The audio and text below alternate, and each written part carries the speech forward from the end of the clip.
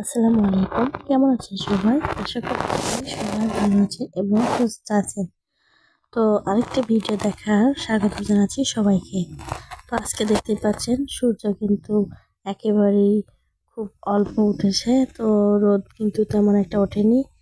এখানে কুয়াশা আছে, হয়তো রোদ উঠবে একটু দেরি করে। তো আমি এই তো ছাগলকে বের করে নিয়ে এসেছি, এর নাম আমি টিম টিম রেখেছি। তো টিম টিমকে আমি বের করে খাবার দিয়েছি, খাবার দিয়ে আর একটু করে রোদ উঠেছে, তো আমি কাঁথাটা সেলাই করে নিচ্ছি। তো আমি কিন্তু দেখতে পাচ্ছেন পাশাপাশি সব কিছু কাজ করার পরেও কিন্তু একটু সময় পেলেও আমি কিন্তু এই কাঁথাটা সেলাই করি। তো কেমন হয়েছে কাঁথা সেলাইটা অবশ্যই কমেন্টে জানাবেন।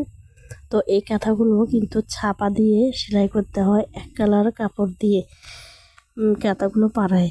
তো এক কালার কাপড়ের উপরে কিন্তু এভাবে ছোট ছোট করে সেলাই করলে সেলাইগুলো কিন্তু খুবই ভালো হয় দেখতে।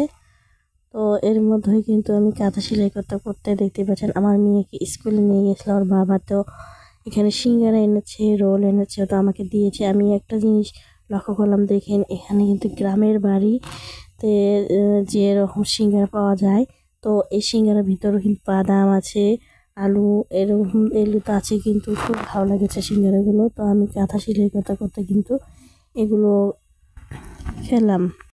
তো আপনাদের ওখানে কি রকম কাঁথা সেলাই করা হয় অবশ্যই কিন্তু কমেন্টে জানাবেন। আর আমার এই কাঁথাটা কেমন হয়েছে অবশ্যই কিন্তু জানাবেন কমেন্টসে।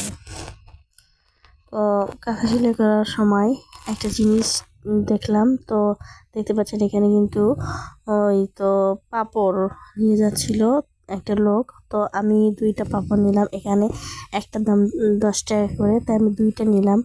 তো এগুলো কিন্তু খেতে অনেক ভালো লাগে, আর মুড়মুড়ো টাইপের একটা খাবার। তো সচরাচর কিন্তু গ্রামে এসব আগে ছিল, তো পাওয়া যাচ্ছিল না এখন। তো আমি দেখে বললাম ওনাকে যে এগুলো তো আনে না অনেক লোক। তো উনি বললো আমি প্রায় 6 মাস পর এই পাঁপড় ভাজা নিয়ে বের হয়েছি। তো এরকম লাভ হয় না এগুলোর প্রতি। তো উনি গল্প করলো, তারপরে ওনাকে টাকা দিলাম, নিয়ে চলে গেল।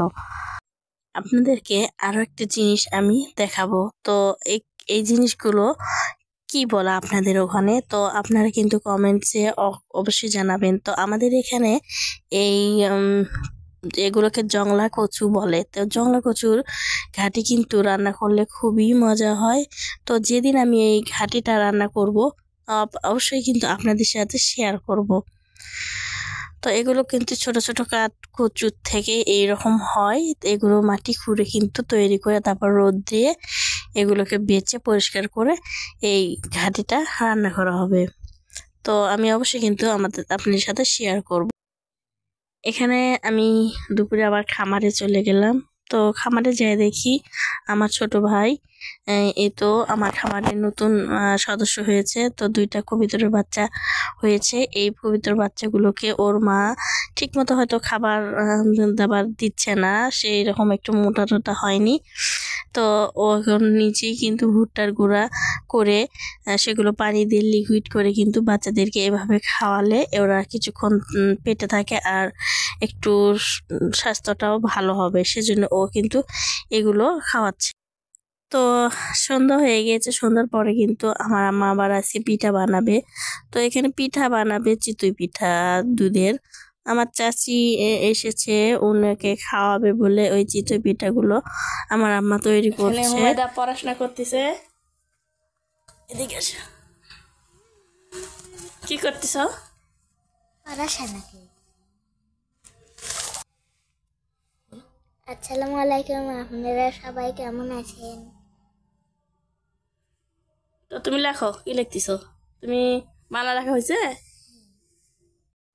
তো আশা করছি আজকের ভিডিওটা আপনাদের কাছে ভালো লেগেছে। ভালো লাগলে অবশ্যই আমার চ্যানেলটি সাবস্ক্রাইব করবেন, পাশে থাকা বেল আইকনটি প্রেস করে দেবেন নিত্য নতুন ভিডিও পাওয়ার জন্য।